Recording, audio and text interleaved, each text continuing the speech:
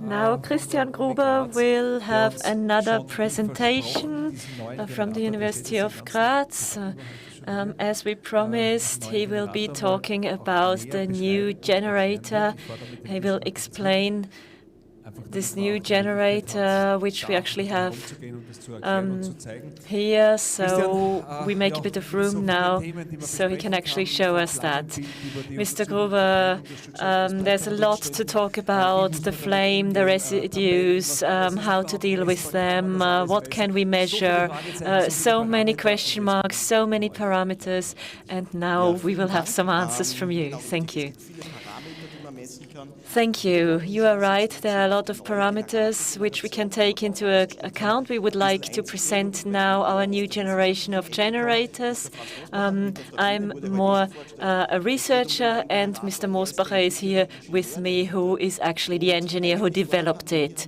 Before the pandemic, we had the plan to do a live demonstration. We wanted to burn silver iodide live in front of an audience. We are not doing this now because we have a hybrid symposium today. So today we would just like to show the object that we have here now, and we will describe how it works. And I will start with my presentation. We will not talk in detail about this slide, but it should show that the generator is the place where the acetone solution is burned, so the silver iodide is blown out. So as this is attached to the airplane, it cannot be heavy, but it needs to be robust. So it needs to be light, but robust. So this is the challenge that Mr. Mosbacher has found the solution to, a genius solution. We have already seen the special workshop. Maybe you want to explain a bit. Here you can see the inner parts, where you can see a lot of bores which serve to reduce the weight, which means that the airplane can stay up and move faster. For this generator, we have used about 200 parts, which we produced ourselves. We had the possibility that way to really produce the parts the way we need them. So the face, so to speak, here I have an opening for air, so the air is moved so that the cold air is projected outside and then condensates. We have an air regulator which serves to regulate the air, and I have already been on the plane during a flight, and we had a maximum of 40 millibar pressure. So this is why we have an air pressure regulator which can react within seconds to regulate the air pressure to the limits that we need. Then the air goes to the combustion chamber, which has been completely renewed, not because the old one didn't work, but I have been working together with HailMitigation for 5 years now, and I realized that pilots, when they come back with their planes, they don't really have the time to clean the generators, and they all have work to do. They can't do this. They can't just come back to do the maintenance on the plane. So everybody has jobs. Everybody has limited time. So I realized that I need to develop a burner which does not need maintenance. So the pilot can just land the plane and go home, and 3 weeks later he comes back to the plane and he can start again, no worries. So I can always be sure that my generator is 100% operable. Okay, so we can see the generator here on stage and also here on the picture. So when testing the generator, we test electronics, we test the airflow. So over the years, in order to optimize the generator, we use thermographic imaging. You know this maybe from heat cameras, so you can actually check where the generator heats up, where it is cooler. And this is important because we want a continuous symmetric outflow. If we have cold areas, cold bridges, then then condensation can happen, and that's a disadvantage. So we use thermographic imaging in order to be able to optimize the generators in the workshop. And we can also compare videos. At the left side, we can see the combustion of almost pure acetone, and on the right side, we see silver iodide in acetone. The flames are quite similar, but the color is different. So for the commercially available silver iodide solutions, they produce a different color of flame. So the combustion is already extremely optimized, and this is a work in process too. We have about 900 degrees, and we have a lambda value of about 1.1 to 1.2. So this is a total combustion.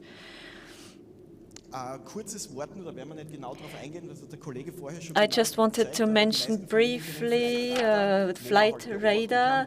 I think you know this. Probably you can check where planes are moving at the moment. The new generators also input data, GPS, altitude, and also burning temperatures, airflows, and so on. This is directly transmitted to the operator on the ground and can be optimized by the operator in the ground. And if the a pilot is having problems, or if the pilot is not concentrated because he has other things to watch out for, then he can also be alerted to what is not going well and what has to be adapted. For the chemical solution of silver iodide, we need to see what we put in, but also what comes out in the end, because that's what has the effect on the clouds and should prevent hail. So Professor Oppenländer, in his publication, gives us data which say that we need particles smaller than 400 nanometers so that we have the right nucleus effect. For the optimal combustion, we will produce acetone, carbon dioxide. So we would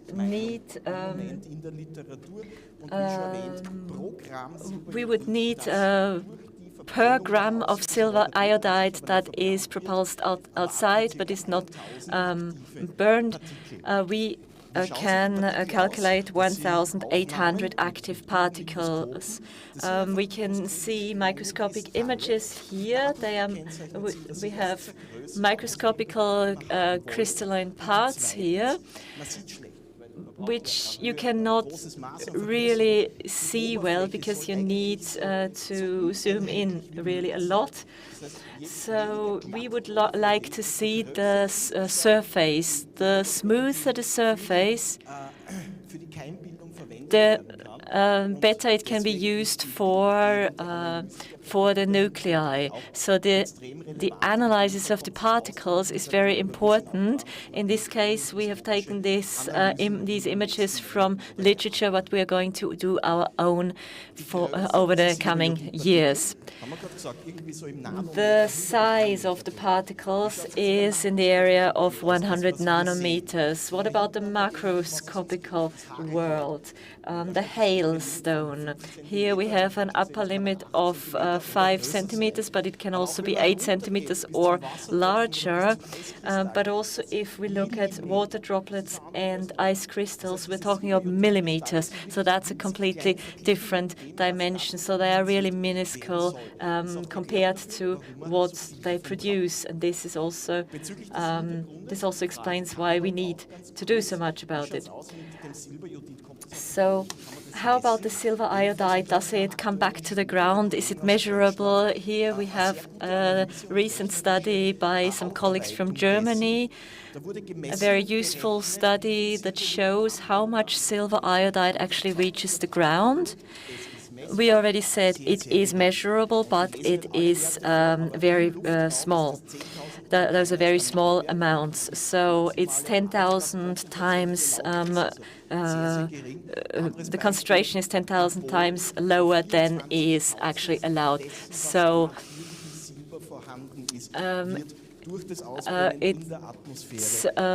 it's also 24,000 times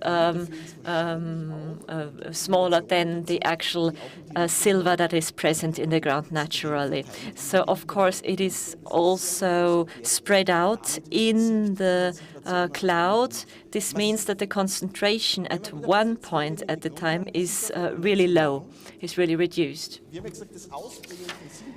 So the application of silver iodide by burning acetone is one possibility. That's the one on the bottom. On the other possibilities, we don't need to list them now. Mr. Macaulay and his colleagues published work on that. We could, for example, dissolve silver iodide in water, or we could apply silver iodide directly. But this wouldn't be advantageous because here we can see that we would be dealing with micrometers, but we want to stay in the nanometer area. And one indication that this is actually useful is here in this diagram. The yellow area is relevant for us. So what's the distribution of silver iodide in water solution? And that's about 70 nanometers, the peak. So if we can burn acetone and we then have a peak in the nanometer area, then this is actually the desired effect.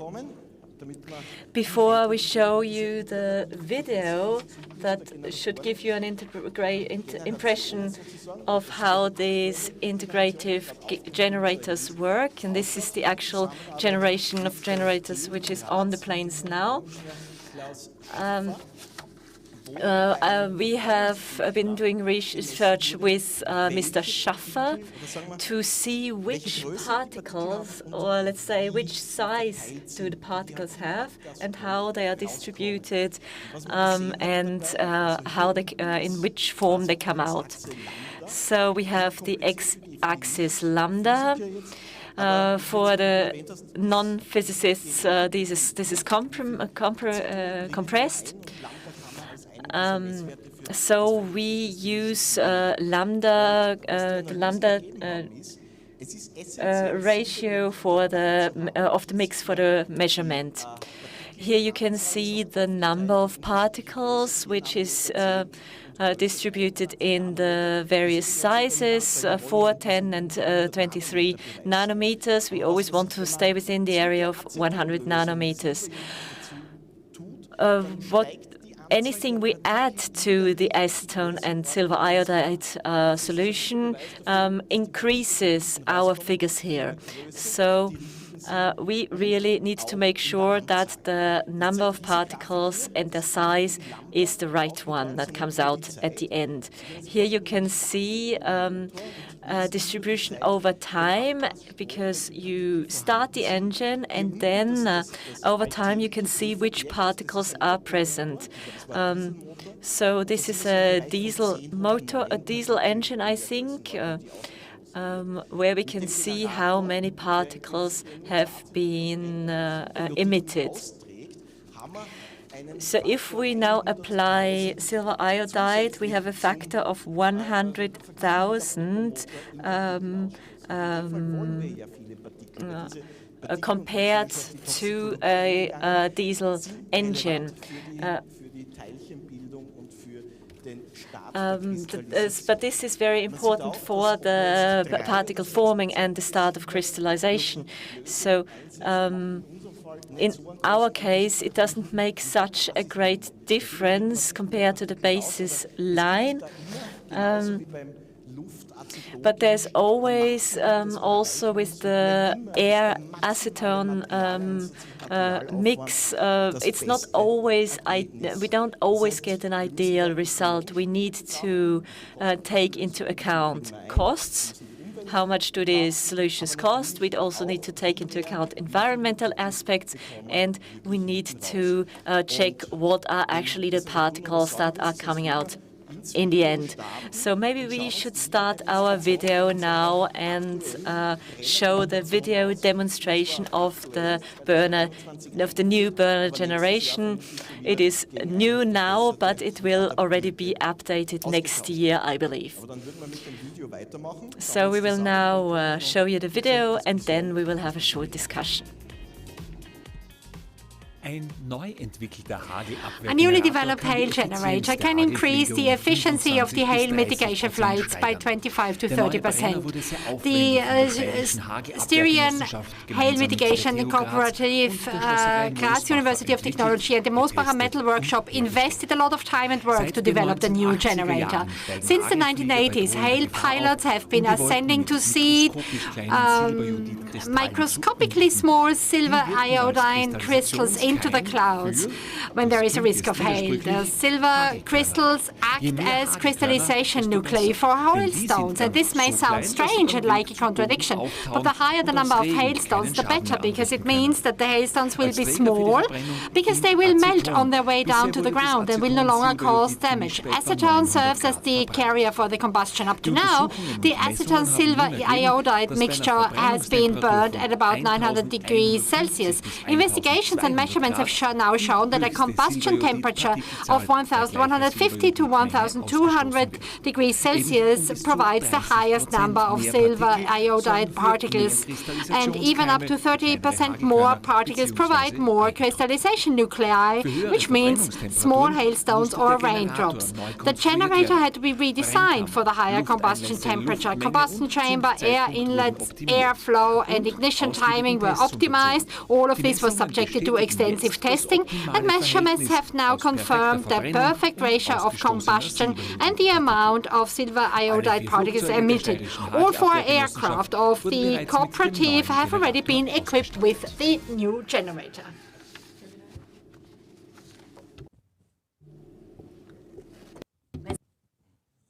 Ja, also wir sind mit der Videopräsentation durch. Okay, so this is the end of our video presentation. So if there are any questions, we can look at them straight away. Maybe there are questions here, maybe there are also questions from online. Actually, there are not. So this is the next generation of generators. So we really wanted to show you this video to show you how efficient generators are, and the next generation will be even more efficient. Various modifications will be done, so it will be a model that will be even better in the starting mechanisms. So we don't know the details yet, but all this is obviously linked to a lot of tests, a lot of research. Where do you see the largest potential when we are talking about development? The largest potential is in the field of applied science, I think, because what we saw in the previous presentation, innovations that take 10 years, that's important for the climate crisis. But now we actually need to act quickly. Weather extremes will become more frequent in a very short time, so we don't really have time to wait 10 years for the bacterial solution or something like that. So we really need to work on the object now and improve it continuously. This is a continuous improvement, which is not necessarily a disruptive development. You might compare it to a candle. A candle has been developed over many, many years, and then at one point we had the disruptive moment where the light bulb was invented. Of course, then that was an improvement, but it was still important to develop the candle before. So this is our situation now, and chemistry is actually always part of it. Our everyday life is chemistry, so we don't need to be afraid of that.